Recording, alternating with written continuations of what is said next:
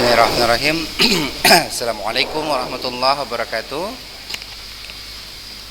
Afwan sebelumnya ya, agak sedikit terlambat karena perjalanan agak jauh hari ini. Mudah-mudahan anak-anak semua tetap semangat dan selalu dalam keadaan sehat ya rahman Allah Subhanahu wa taala. Amin ya rabbal alamin.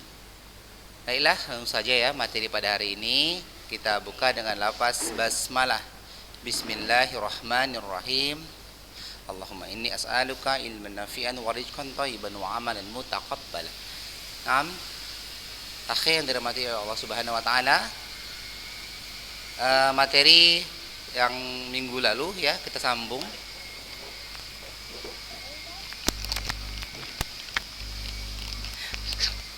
Ya, afwan ya.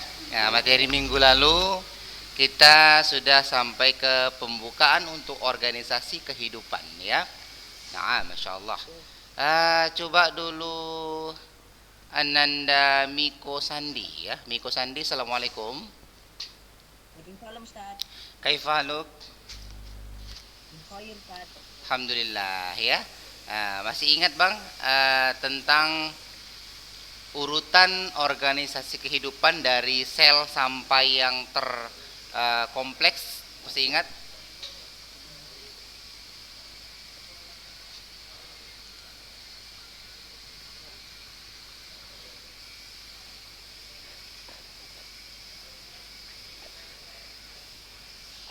Lupa?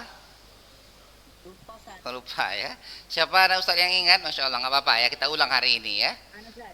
Siapa tuh? Ana Ustaz. Habis Sulaiman Ustaz. Ya, tafadhol. L. Jaringan organ sistem. Sistem organ makhluk hidup. Masya Allah ya. Naam, toy benar sekali ya. Nah, itu dia. Siapa tadi yang menjawab tadi namanya? Habis Sulaiman Ustaz. Habis ya, Masya Allah ya. Barakallahu fiik, benar sekali. Itulah urutan organisasi kehidupan dari yang terkecil ya sampai yang terbesar. Naam, Masya Allah. Slide yang Ustaz tampilkan apakah sudah kelihatan? Ustaz. Sudah ya. Naam ya. Tinggal lagi Ustaz.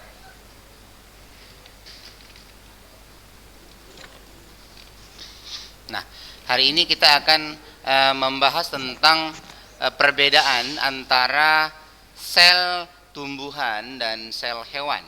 Nah, bagaimana perbedaannya? Kita akan lihat nanti di slide yang sudah Ustaz sajikan ya. Nah, ini kenapa nih nggak bergerak-gerak ya? Pohon sebentar ya. Oke. Nggak mau gerak-gerak.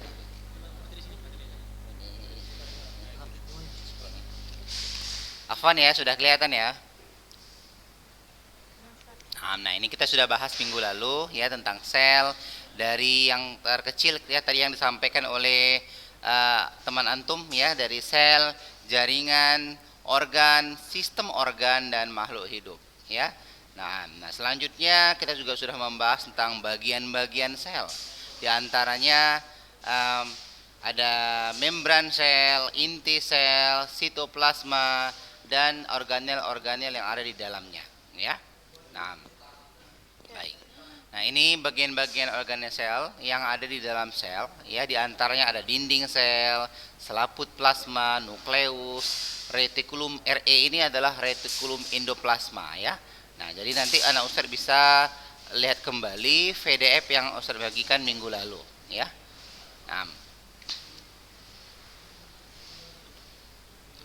Nah, ini dia anak Ustadz yang hari ini kita lihat ya perbedaan antara sel hewan dan sel tumbuhan. Nah, anak Ustadz bisa perhatikan yang pertama dari ukuran ya. Dari ukuran sel baik itu tumbuhan maupun hewan itu memiliki perbedaan. Dari ukurannya ya anak Ustadz ya. Ukuran sel hewan itu lebih kecil dibandingkan dengan sel tumbuhan ya. Nah, lisosomnya, lisosom hewan tidak memiliki lisosom. Nah, anak Ustaz masih ingat apa fungsi dari lisosom?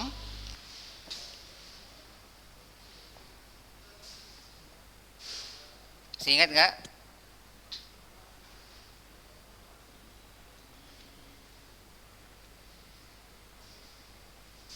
kebetulan di sini ya minggu lalu belum ada Ustaz sampaikan ya.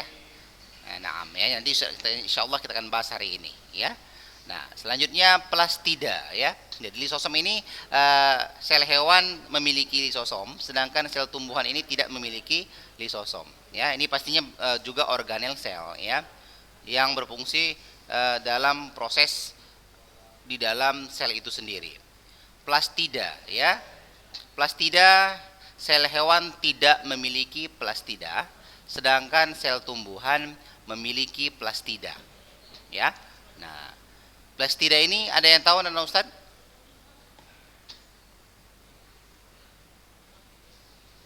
Ada yang tahu apa itu plastida?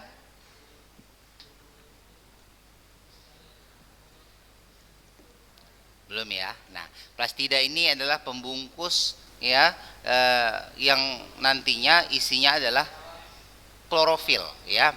Nah, inilah pembungkus pada sel tumbuhan. Maka sel tumbuhan memiliki plastida, sedangkan sel hewan tidak memiliki plastida. Kenapa? Karena sel hewan tidak memiliki klorofil ya. Apa itu klorofil? Masih ingat anak Ustaz?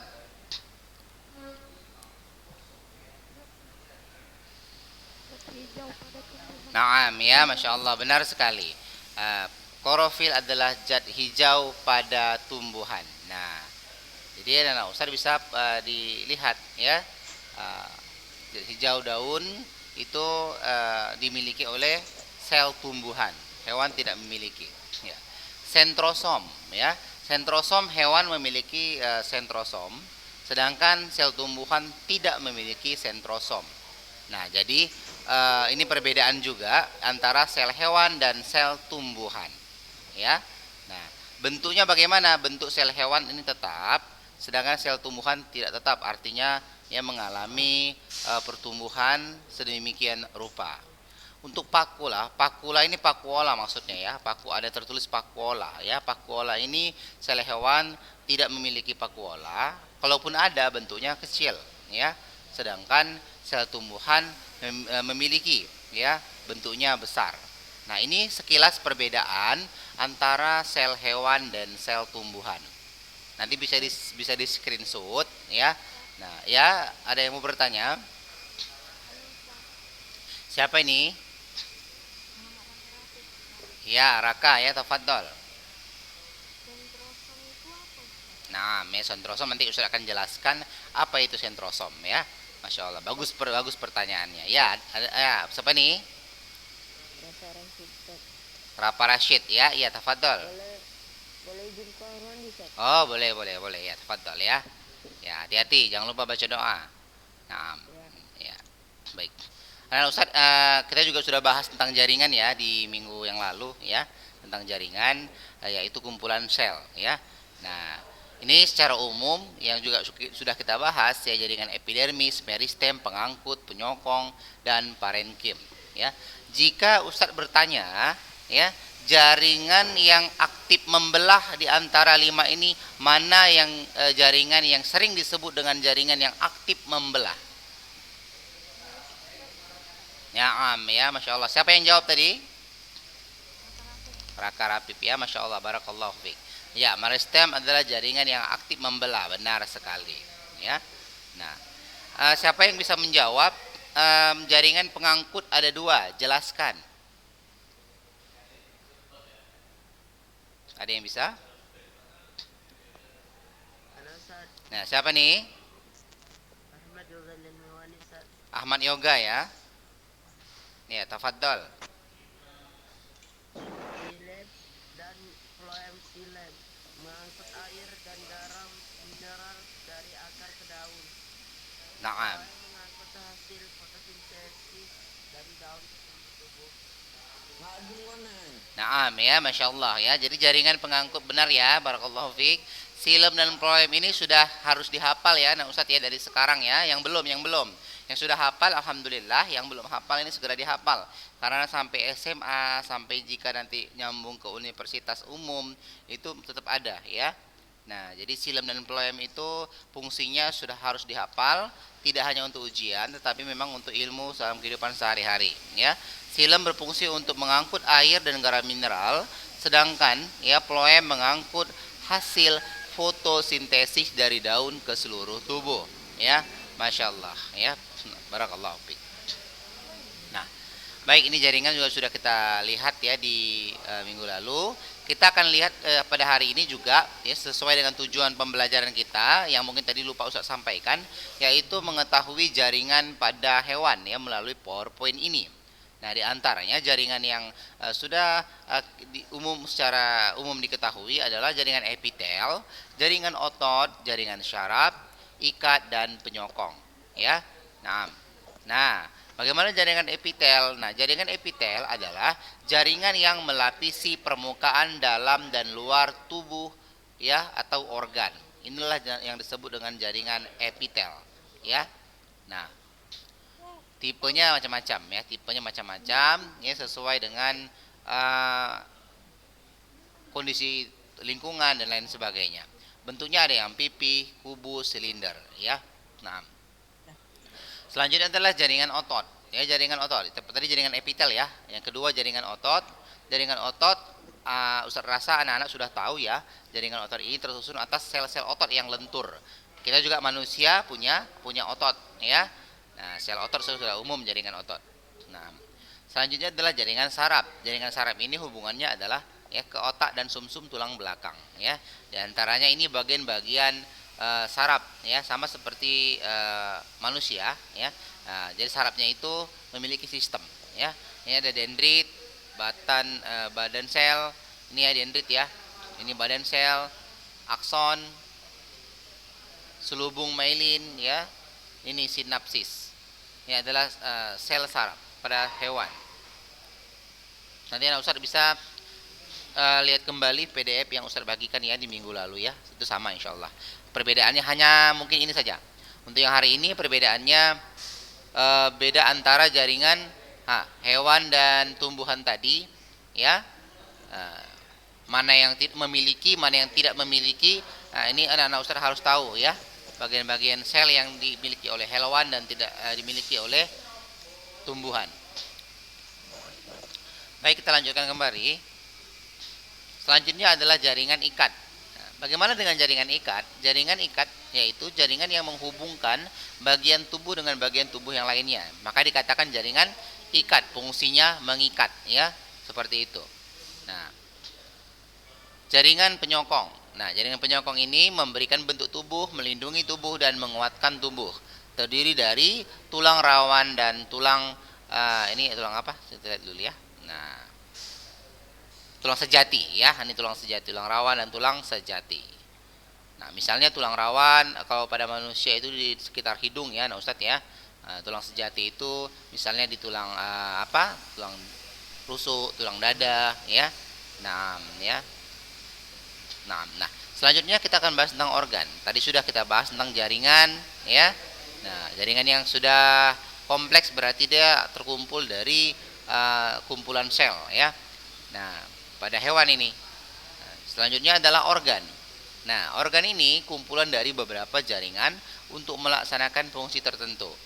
Nah, pada tumbuhan misalnya akar, batang, daun, bunga, buah. Nah, pada hewan dan manusia, ya, nah, Ustaz insya Allah sudah tahu ya. Misalnya adalah jantung, paru-paru, usus dan lain-lain sebagainya. Nah, coba dulu siapa yang bisa menjawab organ pada tumbuhan yang berfungsi untuk alat perkembangbiakan. Ya, tafadhol. Siapa yang bisa jawab?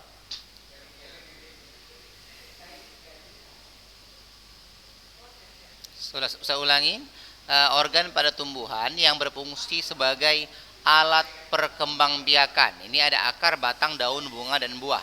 Ya, di antara yang Ustaz sebutkan tadi, ya siapa nih? Wildan Ukasya atau Zulkifli? Ukasyah ya, Wildan Ukasyah. Apa jawabannya, Bang? Bunga.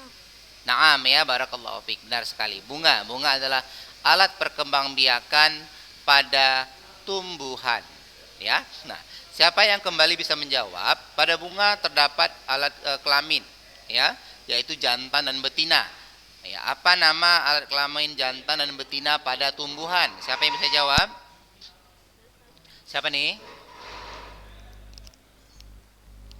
Ya, siapa nih akhi?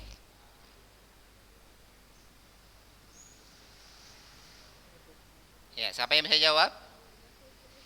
Siapa? Muhammad Sultan. Ya, tafadhol.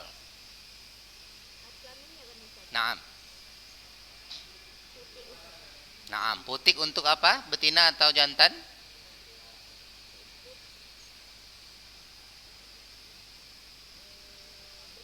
Naam, benar sekali, masya Allah, barakallahu fiik. Putik untuk betina, Bang Sultan, jantannya apa namanya? Naam, barakallahu fiik, ya, benang sari, benar sekali, masya Allah, ya. Pertanyaan selanjutnya dari Ustadz, ya, siapa yang bisa menjawab silakan sebutkan namanya dahulu, ya. Nah, di antara organ tumbuhan tersebut mana yang berfungsi sebagai tempat fotosintesis? Siapa? Raka Rapip, ya. Raka Rapip duluan menyebutkan namanya. Ya, tafadhol Raka Rapip. Naam, ya, masya Allah, benar sekali, daun, ya, daun tempat proses fotosintesis. Naam.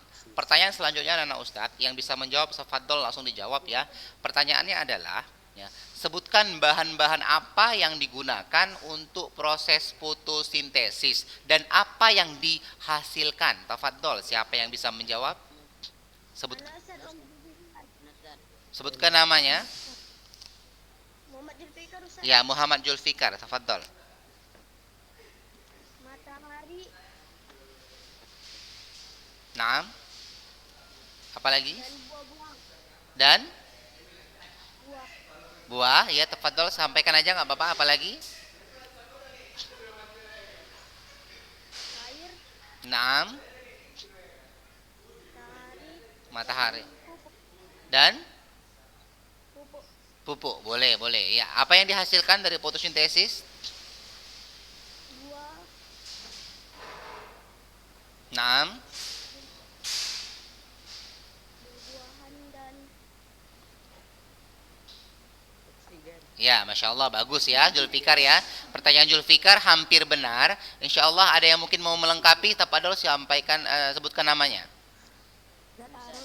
Siapa? Oksigen. Sebutkan namanya, akhi. Ahmad Sad. Ahmad, ya. Ahmad apa nih? Ahmad Ghazali Al-Muwani.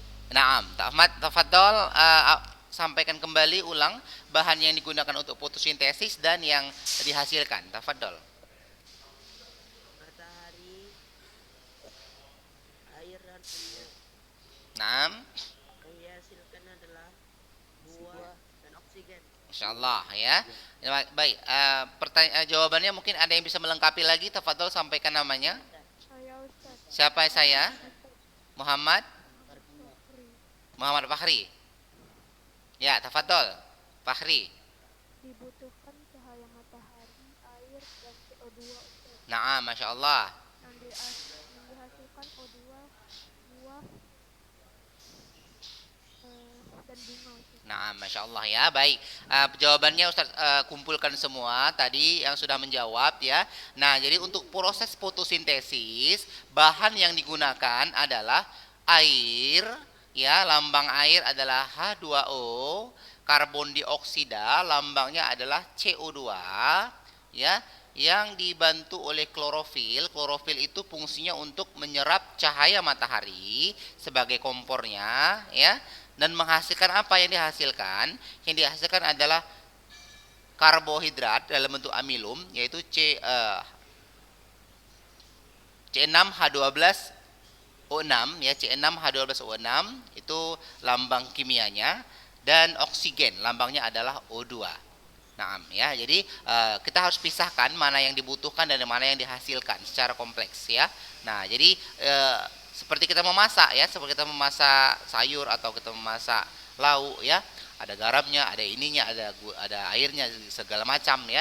Seperti itu juga dalam proses fotosintesis, ya. Dimulai untuk yang dibutuhkan adalah air, lambangnya H2O, CO2, karbon dioksida. Nah, itu bahan-bahannya. Nah, untuk memasaknya apa? Nah, cahaya matahari dari mana asalnya? Dari matahari yang diserap oleh siapa? Diserap oleh klorofil, zat hijau daun ya. Nah, setelah itu apa yang dihasilkan? C6H12O6 ditambah dengan O2 ya.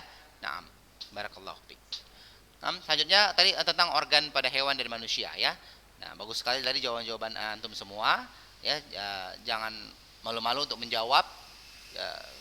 Kalau benar insya Allah pahalanya 10 mudah-mudahan ya. Kalau salah insya Allah pahalanya 1. Jadi jangan takut. Jangan takut salah. Ya. Nah. Baik, tentang organ pada hewan dan manusia ya. Nah, akhirnya dirahmati Allah Subhanahu wa taala, di antara organ pada hewan ataupun pada manusia ya, mana organ yang berfungsi sebagai pemompa darah? Sebutkan namanya. Siapa nih? Siapa? Rizdan Ramadan ya. Naam, tafadhol. Jantung Ustaz. Jantung, masya Allah ya. Jantung adalah pemompa darah. Barakallahu fik. Benar jawaban Bang Rizdan Ramadan ya. Jantung adalah alat pemompa darah. Anak-anak Ustaz, siapa yang bisa menjelaskan bagian-bagian, 4 bagian ya, 4 bagian atau 4 ruang pada jantung? Siapa yang bisa menyebutkan? Siapa tuh? Muhammad Fahri ya. Farid Hamdah ya. Naam, tafadhol akhi. Bilik kanan, bilik kiri, serimbi kanan, serimbi kiri. Masya Allah, benar ya, barakallahu fik ya. Ada 4 ruang pada jantung, bilik kanan, bilik kiri, serambi kanan, serambi kiri. Masya Allah, barakallahu fik. Anak-anak sekalian, pertanyaan selanjutnya adalah siapa yang bisa menyebutkan ya fungsi dari serambi kanan, serambi kiri, bilik kanan dan bilik kiri secara umum? Siapa yang bisa menyebutkan?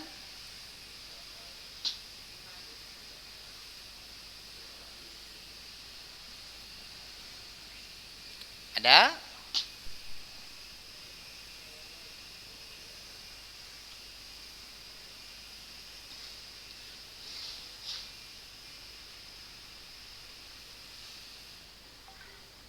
Nah, ya baik, Ustaz bantu saja. Untuk jantung ada 4 ruangan ya, yang terdiri dari bilik kanan dan bilik kiri, serambi kanan, serambi kiri. Nah, di mana serambi itu terletaknya di atas bagian jantung, sedangkan bilik terletak di bagian bawah ya. Tinggal bagiannya kiri dan kanan saja. Nah, serambi pada umumnya untuk menerima darah ya, menerima darah. Nah, selanjutnya bilik pada umumnya untuk memompa darah ya. Nah, serambi kanan untuk menerima darah kotor, serambi kiri menerima darah bersih. Bilik kanan memompa darah kotor dan bilik kiri memompa darah bersih. Ya. Nah, jadi cara mengingatnya dan Ustaz, yang sebelah kanan itu terdiri dari darah kotor, sedangkan yang sebelah kiri adalah terdiri dari darah bersih. Nah, jadi ingat saja jantung bilik fungsinya memompa, sedangkan serambi fungsinya untuk menerima ya. Nah, jadi yang harus diingat adalah seperti yang Ustaz sampaikan, Ustaz ulang ya. Nah, seperti ini, serambi kanan menerima darah kotor, serambi kiri menerima darah bersih. Bilik kanan memompa darah kotor, bilik kiri memompa darah bersih. Ya. Siapa yang bisa ulangi? Siapa yang berfungsi untuk memompa dan menerima? Siapa Ana? Sebutkan namanya. Yang kuat akhi suaranya? Napis Pinayungan ya, tafadhol. Napis Pinayungan.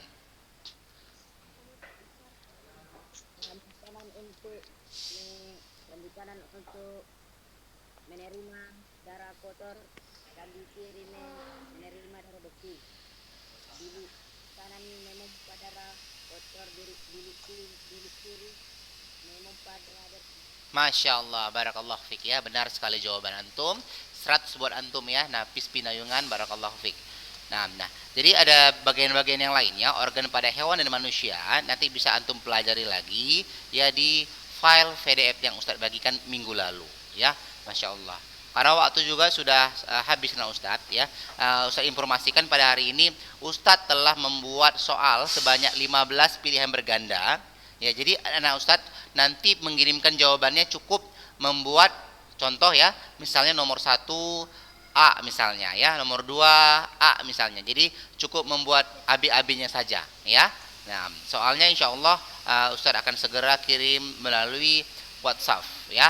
Nah, jadi soalnya ada 15, silakan menjawabnya dengan menuliskan ya nomor dan jawabannya saja.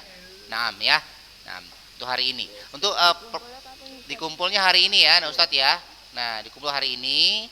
Paling lama hari ini Ustadz tunggu sampai jam 6 sore. Afwan sebelumnya mungkin agak berbeda dengan semester lalu karena semester lalu mungkin masih tahap kondisional ya. Nah, insya Allah tahap ini mudah-mudahan anak Ustadz belajarnya lebih giat. Naam ya. Kecuali memang yang ada halangan atau yang syar'i, ujur syar'i yang memang betul-betul tidak bisa mengerjakan pada hari ini ya. Nah, lapor ke Ustadz ya, japri saja Ustadz dengan alasan yang syar'i ya. Nah, untuk pertanyaan anak-anak Ustadz yang belum terjawab nanti Ustadz japri saja ya. Nah, karena waktu juga sudah habis. Ya, ada yang terakhir, ada yang mau bertanya tadi? Terakhir ya. Ya, nah. Nah, soalnya apa ya? Soalnya insya Allah Ustadz akan kirim melalui PDF nanti melalui admin grup WhatsApp ya. Nah, ya. Untuk pertanyaan-pertanyaan anak Ustadz tadi, soalnya nggak usah ya. Langsung jawabannya saja yang dikirim. Tentang materi hari ini ya, dikirim ke Google Classroom. Ustadz tunggu ya. Seperti biasa ya. Tentang materi hari ini insya Allah ya. Nah. Ya, ada lagi? Nah. Kalau misalnya ngirimnya nggak bisa ke Google Chrome, Ustaz, bisa Nah. via WA. Nah, kalau yang nggak bisa dari Google Classroom, nanti Ustadz ajari dulu. Nanti kalau bisa, alhamdulillah. Kalau nggak bisa, jalan terakhir di WA saja seperti biasa ya. Nah, pertanyaan bagus. Ada lagi terakhir? Satu lagi ya, terakhir ya. Mbak izin ya Ustadz ya. Ya, nah. Sudah ya? Nah, ya. Nah, mudah-mudahan bermanfaat. Akhirul kalam, akhi. Sebelum ana akhiri, silakan Ustaz kasih waktu setengah menit untuk salam sapa, menyampaikan salam kepada sesama temannya ya. Tafadhol. Assalamualaikum.